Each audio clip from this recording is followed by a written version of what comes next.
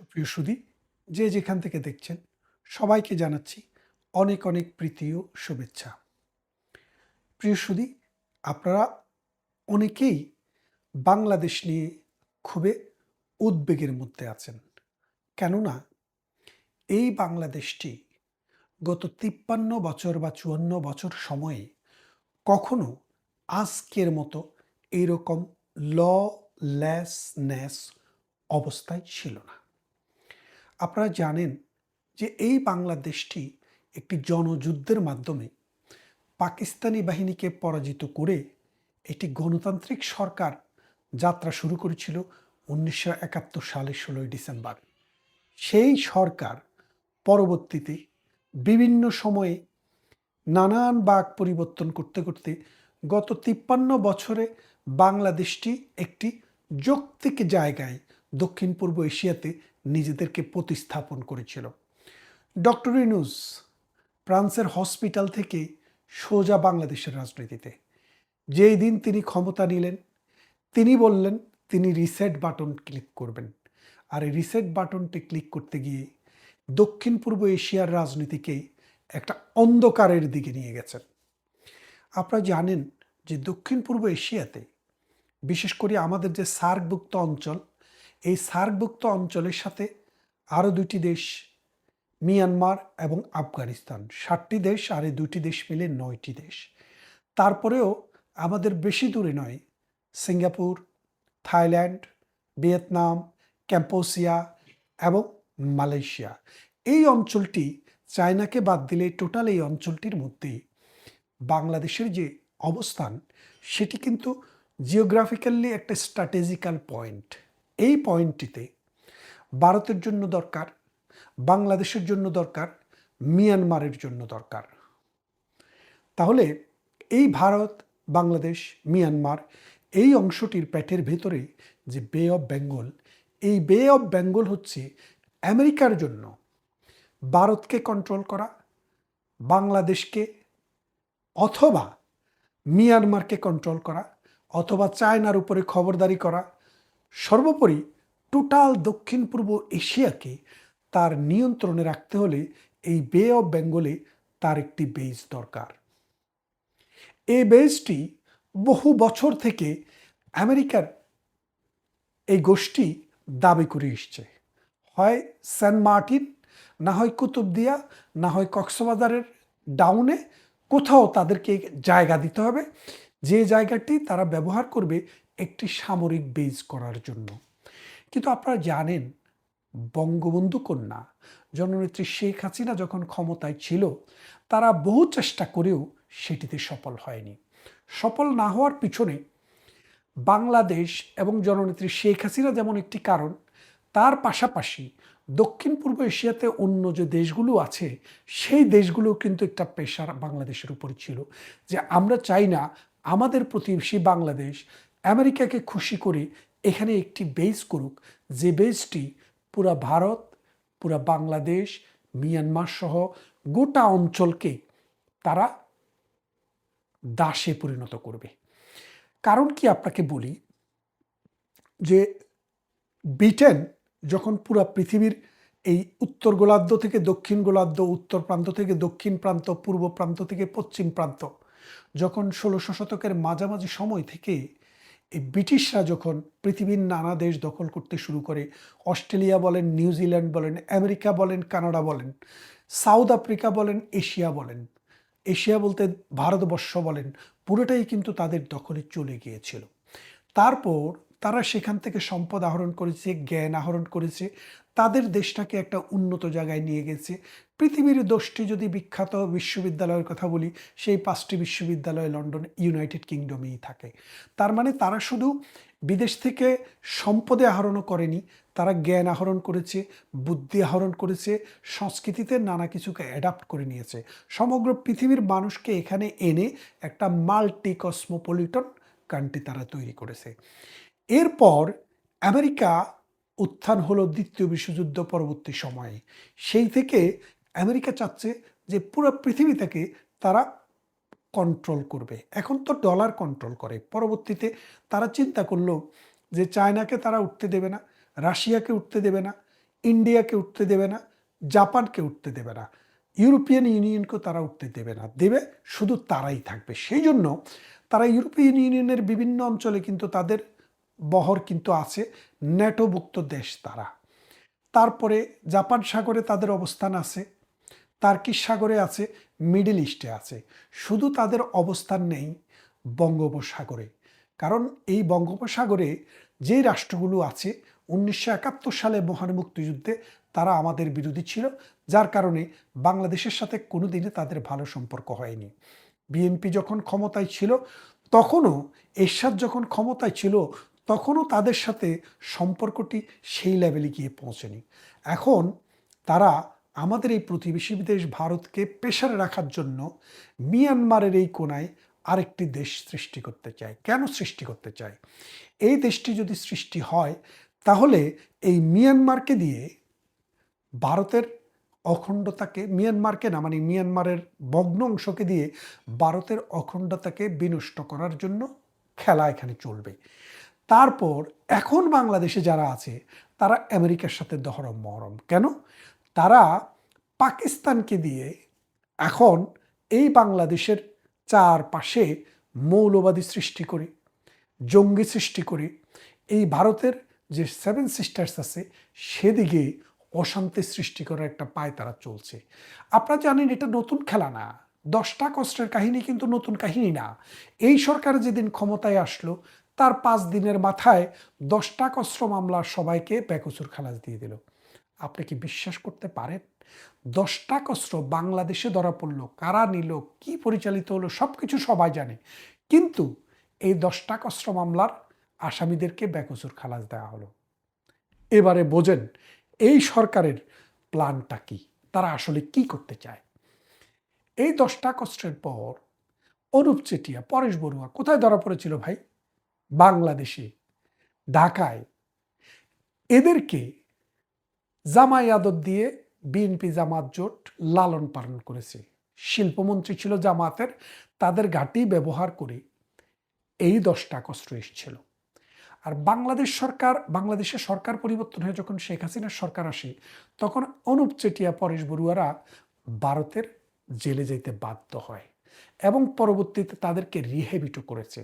তার মানে বাংলাদেশে এই মৌলবাদী গোষ্ঠী, বিএনপি, পাকিস্তানপন্থী দল এবং অন্যান্য মৌলবাদী গোষ্ঠী যখন ক্ষমতায় আসে তখন ভারত তার চারপাশে পাহারা বৃদ্ধি করতে হয়, তাদের সামরিক ব্যয় বাড়িয়ে ফেলতে হয়, তাদেরকে এই বর্ডারে ভিজিল্যান্ট 40 গুণ বাড়াইয়া দিতে হয়। আর আওয়ামী লীগ সরকার যখন ক্ষমতায় আসে বন্ধুপ্রতিম এই দলটি বাংলাদেশের ভূমিকে ব্যবহার করে কখনো ভারতের অভ্যন্তরে কোনো হামলা চালাতে দেয় না। আপনারা দেখেন সম্প্রতি ভারতের পররাষ্ট্র মন্ত্রণালয় বলল যে আমরা মনে করি বাংলাদেশের মাটি ভারতের বিরুদ্ধে ব্যবহৃত হবে না। কিন্তু এই কথাটি উনারা আশা, কিন্তু এটা বাস্তব না। বাস্তব না কেন? আজকে যারা ক্ষমতায় আছে এই ডক্টর ইউনূসের দল, এই এনসিপি, এই জামাতে ইসলামী, তারা কিন্তু ভারত বিরোধী একটি শক্তি হিসেবেই কিন্তু প্রতিষ্ঠিত। এবং আপনারা দেখেছেন মাহফুজ স্ট্যাটাস দিয়ে ভারতের অখণ্ডতা নিয়ে প্রশ্ন তুলেছে, মানে ভারতের কিছু অংশ বাংলাদেশের ম্যাপের ভিতরে ঢুকিয়ে দিয়েছে।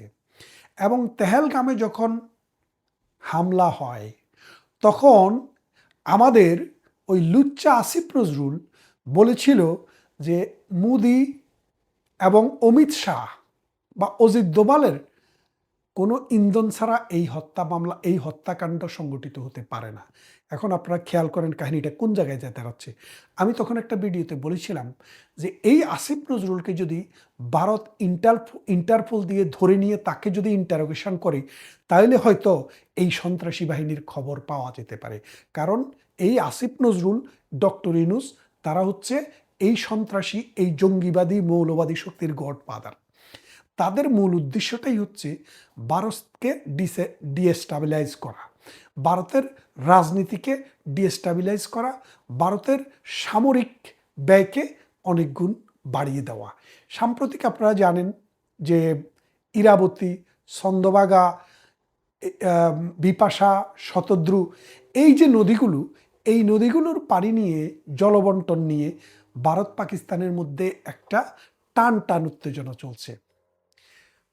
পাকিস্তানের যে সিন্ধু চুক্তি, সিন্ধু নদ নিয়ে যে চুক্তি 1960 সালে এই বিশ্ব ব্যাংকের উপস্থিতিতে হয়েছিল, ভারত সেই চুক্তিটি কার্যকর করা থেকে বিরত আছে এই মুহূর্তে। অর্থাৎ এই মুহূর্তে ভারত কিন্তু নানানভাবে পানি ডাইভার্ট করছে, ভারত পাকিস্তানের দিকে পানি দিচ্ছে না। এর ফলে ভারতের পানি না পেয়ে পাকিস্তান শুকিয়ে যাচ্ছে। পাকিস্তান যদি এই ধারা চলতে থাকে, 1 বছর যদি চলে, পাকিস্তানের জিডিপি যা আছে তার থেকে 50% কমে যাবে। কারণ টোটাল পাঞ্জাব, সিন্ধু এই অঞ্চলগুলোতে যে ইরিগেশন হয়, যে প্রোডাকশন হয়, টোটাল প্রোডাকশন হয় কিন্তু এই সিন্ধু নদের পানি দিয়ে। এই সিন্ধু নদটি যদিও চায়না থেকে আসছে, ভারতের সমগ্র ভূখণ্ড থেকে তারপরে গিয়ে পাকিস্তানে পড়েছে। তাই এই সিন্ধু নদ তাদের জন্য জীবন এবং মরণ।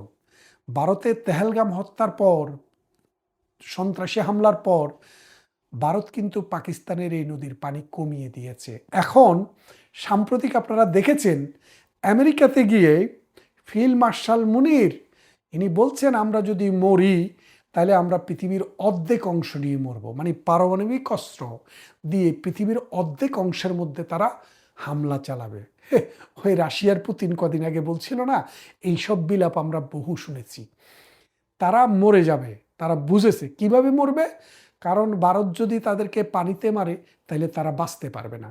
এই ভারতের পানির ভয়ে আজকে তাদের সুর কিন্তু আস্তে আস্তে নমনীয় হতে শুরু করেছে, এবং এটা আরও নমনীয় হবে। কেন নমনীয় হবে আপনাকে বলি। ভারতবর্ষ বিশাল একটি শক্তির উৎস। এই শক্তি প্রতিদিন সারা বিশ্বে তার গ্রহণযোগ্যতা বাড়াচ্ছে। পাকিস্তান উৎপাদন করে মৌলবাদী শক্তি, মৌলবাদী জঙ্গি, আর ভারত উৎপাদন করে বিশ্বের জন্য প্রয়োজনীয় দক্ষ সৃজনশীল জনশক্তি। পাকিস্তানে আছে জঙ্গিবাদ, আর ভারতে আছে মানুষের জন্য প্রয়োজনীয় ডাক্তার, ইঞ্জিনিয়ার, শিল্পী, সাহিত্যিক, বুদ্ধিজীবী। তাই ভারতকে আর পাকিস্তানকে এক পাল্লায় কোনোদিনও মাপা হয়নি, হবেও না। ভারতে চলে মৌলবাদী স্লোগান, ধর্মকে ব্যবহার করে ট্রেড। ভারতে কিন্তু পাকিস্তানে চলে মৌলবাদী স্লোগান, ধর্মকে ব্যবহার করে ট্রেড, কিন্তু ভারত সেটা কোনোদিনও প্রশ্রয় দেয় না। যদিও কিছু কিছু অনাচার আছে, অজাচার আছে, এটা তো দক্ষিণ পূর্ব এশিয়ার একটি দেশ, কিন্তু তবু বৃহত্তর ভারতে পৃথিবীর সবচেয়ে বেশি মুসলমান বসবাস করে। এটা মুসলমান দেশ না, কিন্তু তারপরেও পৃথিবীতে ইন্দোনেশিয়া এবং ভারত এই দুটি দেশে বেশি মানুষের মুসলমানের দেশ। কেউ বলে ইন্দোনেশিয়ায় বেশি, কেউ বলে ভারতে বেশি। আজকে দেখেন ভারতে মুসলমানরা থেকে শান্তিতে বসবাস করতে পারে, কিন্তু পাকিস্তান থেকে সব হিন্দুকে তাড়িয়ে দেওয়া হয়েছে। বাংলাদেশ থেকে হিন্দুর সংখ্যা প্রতিদিন কমছে। কেন? কারণ মুসলমানের মানসিকতার মধ্যে একটা মৌলবাদী চেতনা কাজ করে। তারা হিন্দুদেরকে টলারেট করতে পারে না, যার কারণে বাংলাদেশে প্রতিনিয়ত হিন্দুর সংখ্যা কমছে, আর প্রতিনিয়ত ভারতে মুসলমানের সংখ্যা বাড়ছে। এই দুটা জিনিস দিয়ে আপনি বুঝতে পারেন ভারত বাংলাদেশের সাথে এই যাবৎকালে 100টি চুক্তি করেছে। আমরা আগে শুনতাম ভারতের সাথে গোলামি চুক্তি, আর এখন এই সরকার আসার পরে কোনোদিন দেখলাম না একটি চুক্তি নিয়ে কোনো শব্দটি উচ্চারণ করতে। ভারতের সাথে বাংলাদেশের 54টি নদী, এই 54টি নদীর মধ্যে মাত্র গঙ্গার পানি চুক্তিটি আছে, আর বাকি নদীর কোনো চুক্তি বাংলাদেশের সাথে নেই। ফেনী নদীর চুক্তি একটি হয়েছিল কিছু খাবার পানির জন্য ভারতের সাথে, এছাড়া বাকি আর কোনো চুক্তি নেই। আগামী বছরের সেপ্টেম্বর মাসে ভারতের সাথে যে গঙ্গার পানি চুক্তি সেটি শেষ হয়ে যাচ্ছে। গঙ্গা আশা করি শুকিয়ে যাবে, কেননা ভারতের সাথে এখন যে বৈরী পরিবেশ চলছে, এই পরিবেশে ভারত বাংলাদেশকে পানি দিতে রাজি নেই। সুতরাং ভবিষ্যৎ বাংলাদেশ, সাম্প্রতিক সময়ে আমরা দেখেছি জাতিসংঘের খাদ্য নিরাপত্তা যে সংগঠনটি আছে তারা বলেছে পৃথিবীর 5টি দেশ মারাত্মক খাদ্য ঝুঁকিতে আছে। এই ৫টি দেশ কি কি? একটি নাইজেরিয়া, একটি সোমালিয়া, একটি ইথিওপিয়া, একটি কঙ্গো প্রজাতন্ত্র, আর একটি হচ্ছে বাংলাদেশ। এই ৫টি দেশের মধ্যে বাংলাদেশের সিরিয়াল ৩ নম্বরে। অথচ আপনারা জানেন গঙ্গা পানি চুক্তি হওয়ার পর ২ দশকে বাংলাদেশ খাদ্য উৎপাদন বৃদ্ধি পেয়েছে ৩ গুণ। যেই দেশ ৫০ লক্ষ মেট্রিক টন খাদ্য বিদেশ থেকে আমদানি করত, সেই দেশ খাদ্যে স্বয়ংসম্পূর্ণতা অর্জন করেছে এবং খাদ্যে উদ্বৃত্ত হয়েছে। আজকে যদি সেই গঙ্গার পানি শুকিয়ে যায়, তাহলে বাংলাদেশ জাতিসংঘের যে ভবিষ্যৎবাণী সেদিকে হাঁটছে। এই ১৮ কোটি মানুষের দেশ কোথায় নিয়ে যাচ্ছে ডক্টর ইউনূস? কোথায় নিয়ে যাচ্ছে এই এনসিপি? কোথায় নিয়ে যাচ্ছে এই ১৯৭১ সালের পরাজিত সাম্প্রদায়িক এই জঙ্গিরা? বাংলাদেশের স্কুল, কলেজ, বিশ্ববিদ্যালয়গুলোকে তারা যেভাবে গ্রাস করছে, তরুণ প্রজন্মকে যেভাবে জিঙ্গুইজম দিয়া, ধর্ম দিয়া যেভাবে মাথা ওয়াশ করছে, বাংলাদেশ হবে মৌলবাদের একটি উর্বর ভূমি, যদি না আমরা এখন থেকে প্রত্যেকের দায়িত্ব নিয়ে নিজের ছেলে সন্তানের দিকে খেয়াল না রাখি। আসুন, শত্রুতা নয়, ভারত আমাদের বন্ধু, যার উপরে ভিত্তি করে বাংলাদেশ উঠতে পারে আকাশে। আর পাকিস্তান আমাদের একটি শত্রু রাষ্ট্র, যার কাছ থেকে আমরা কখনো প্রপার ট্রিটমেন্ট পাই নাই, যারা উৎপাদন করে শুধু জঙ্গি।